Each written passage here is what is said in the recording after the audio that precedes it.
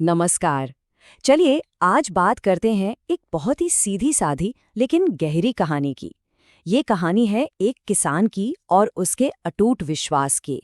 एक ऐसा विश्वास जो एक ऐसे मोड़ पर पहुंचता है कि सोचने पर मजबूर कर देता है कि आखिर ये विश्वास, ये फेथ होता क्या है। कहते हैं ना कि विश्वास पहाड़ों को भी हिला सकता है, पर सवाल ये है कि हमें अपना विश्वास रखना किस पर चाहिए। और ये पूरी कहानी बस इसी एक सवाल के इर्द गिर्द घूमती है। एक ऐसे किसान की कहानी जिसने अपना सब कुछ, लिटरली सब कुछ, एक ही विश्वास पर टिका दिया था। तो चलिए मिलते हैं कहानी के हीरो से, लेंचो। लेंचो एक किसान है और वो पूरी घाटी में अकेला रहता है अपने घर में। उसकी पूरी दुनिया, उसकी जिंदगी, उसकी उम्मीदें, सब कुछ बस उसकी जमीन से ही जुड़ी हुई है। लेंचो अपने खेतों को बहुत अच्छी तरह से जानता था, मतलब नस नस से वाकिफ था। उसके खेत में मकई की फसल पक चुकी थी और एक जबरदस्त पैदावार का वादा कर रही थी। बस एक ही चीज की जरूरत थी, थोड़ी सी बारिश। और लेंचो की आंखें सुबह से ही आसमान पर टिकी थी, बस एक बौछार का इंतजार कर रही थी। और फिर वो होता है जिसका उसे इंतजार था। उम्मीद की एक किरण दिखती है, लेकिन ये किरण बहुत तेजी से एक डिजास्टर, एक आपदा में बदल जाती है। और बस यहीं से इस कहानी का असली ड्रामा शुरू होता है। जब बारिश शुरू हुई तो लेंचो के खुशी का कोई ठिकाना ही नहीं रहा। उसके लिए ये पानी की बूंदें नहीं थीं, नहीं, ये तो सीधे आसमान से बरसते हुए नए सिक्के थे। वो कहता है, ये जो बड़ी बड़ी बूंदें हैं ना, ये 10 सेंट के सिक्के हैं और छोटी वाली 5 सेंट की हैं। लेकिन अचानक एक तेज हवा चलने लगती है और बस एक पल में पूरा माहौल बदल जाता है। जो चीज अभी अभी एक आशीर्वाद लग रही थी, वो अब एक अभिशाप बनने की कगार पर आ खड़ी हुई। देखते ही देखते सब कुछ बदल गया। वो बूंदें जो उसे प्रोस्पेरिटी के सिक्के लग रही थी, अब सचमुच के, लेकिन विनाश के, नए चांदी के सिक्कों जैसे बड़े बड़े ओलों में बदल गईं। सिर्फ 1 घंटे के लिए, बस 1 घंटे के लिए ओले गिरे और पूरी घाटी में सब कुछ तबाह हो गया। खेत ऐसे सफेद हो गए थे जैसे किसी ने नमक की चादर बिछा दी हो। लेंचो की, उसकी साल भर की पूरी मेहनत उसकी आंखों के सामने बर्बाद हो चुकी थी।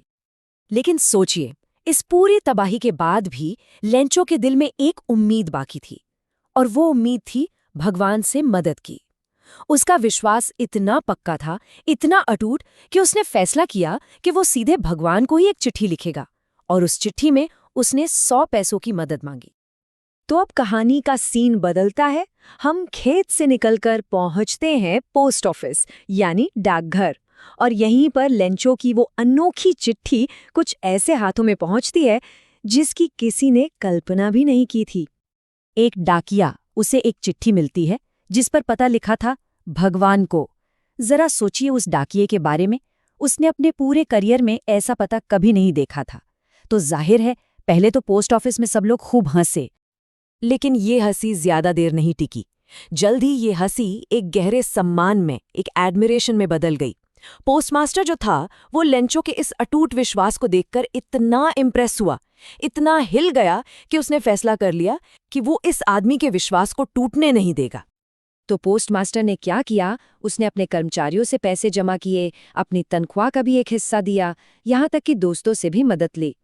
लेकिन इतनी कोशिशों के बाद भी वो सिर्फ 70 पैसों ही इकट्ठा कर पाया। ये इंसानियत का एक बहुत ही खामोश लेकिन पावरफुल काम था। पोस्टमास्टर बस ये चाहता था कि लिखने वाले का विश्वास भगवान पर बना रहे, उसे टूटने से बचाया जाए, भले ही असल में मदद इंसानों के जरिए आ रही हो। लेकिन रुकिए, कहानी यहाँ खत्म नहीं होती, बिल्कुल नहीं। अब आता है कहानी में वो ट्विस्ट, वो मोड़ जो इसे सच में यादगार बना देता है। तो अब एक सवाल है, जब लेंचो को पैसे वाला लिफाफा मिला तो क्या उसे कोई हैरानी हुई? मतलब जाहिर सी बात है, अगर किसी को भगवान से जवाब मिल जाए तो वो हैरान तो होगा ही, राइट? नहीं, उसे जरा भी हैरानी नहीं हुई, जरा भी नहीं। और यहीं पर हमें लेंचो के विश्वास की असली गहराई का पता चलता है। उसके लिए ये कोई मिरेकल या चमत्कार नहीं था, ये तो एक एक्सपेक्टेड जवाब था। उसे तो पूरा यकीन था कि भगवान उसकी मदद करेंगे ही करेंगे। तो फिर अगर वो हैरान नहीं हुआ तो फिर वो गुस्सा क्यों हो गया? और यही सवाल हमें कहानी के सबसे बड़े और सबसे आयरॉनिक मोड़ पर ले जाता है। और ये रहा कहानी का क्लाइमैक्स। लेंचो का भगवान पर विश्वास इतना मजबूत है, इतना पक्का है कि वो ये सोच भी नहीं सकता कि भगवान को एक गलती कर सकते हैं या कम पैसे भेज सकते हैं। नहीं, उसका शक सीधा उन लोगों पर जाता है जिन्होंने असल में उसकी मदद की थी, पोस्ट ऑफिस के कर्मचारियों पर। तो इस हैरान कर देने वाले इस आयरॉनिक अंत का आखिर मतलब क्या है? चलिए अब थोड़ा गहरा उतरते हैं और समझते हैं कि ये कहानी हमें विश्वास, इंसानियत और गलतफहमियों के बारे में क्या सिखाती है। साहित्य में इसे आयरनी या विडंबना कहते हैं। मतलब जब होता कुछ ऐसा है जो हमारी उम्मीदों के बिल्कुल उल्टा हो। यहाँ देखिए, पोस्टमास्टर ने तो लेंचो का विश्वास बचाने के लिए इतनी मेहनत की और बदले में लेंचो ने उन्हीं लोगों को धोखेबाजों का झुंड समझ लिया। अगर देखें तो इस कहानी में दो बड़े कॉन्फ्लिक्ट्स, दो बड़े संघर्ष चल रहे हैं। पहला तो है इंसान और प्रकृति के बीच का। एक तरफ लेंचो की उम्मीदें हैं और दूसरी तरफ ओलों की विनाशकारी ताकत। और दूसरा संघर्ष इंसानों के बीच का ही है। एक तरफ पोस्टमास्टर की नेकी है और दूसरी तरफ लेंचो का शक, जो एक बहुत ही दुखद मिसअंडरस्टैंडिंग से पैदा हुआ है। तो इस पूरी कहानी से हम क्या टेकअवेज ले सकते हैं? पहली बात, ये कहानी दिखाती है कि बिना सवाल किए विश्वास में कितनी ताकत हो सकती है। लेकिन साथ ही ये भी दिखाती है कि यही अटूट विश्वास कभी-कभी हमें दूसरों की अच्छाई देखने से रोक सकता है, हमें अंधा बना सकता है। ये इंसान की दया और गलतफहमी के बीच की एक बहुत ही बारीक लाइन को भी दिखाती है। और आखिर में ये कहानी हमें एक बहुत ही गहरे सवाल के साथ छोड़ जाती है। क्या ऐसा हो सकता है कि किसी एक चीज में हमारा अटूट विश्वास हमें किसी दूसरी अच्छी चीज के प्रति अंधा बना दे? और आखिर विश्वास और शक के बीच वो सही बैलेंस, वो सही संतुलन क्या होना चाहिए? ये सोचने वाली बात है।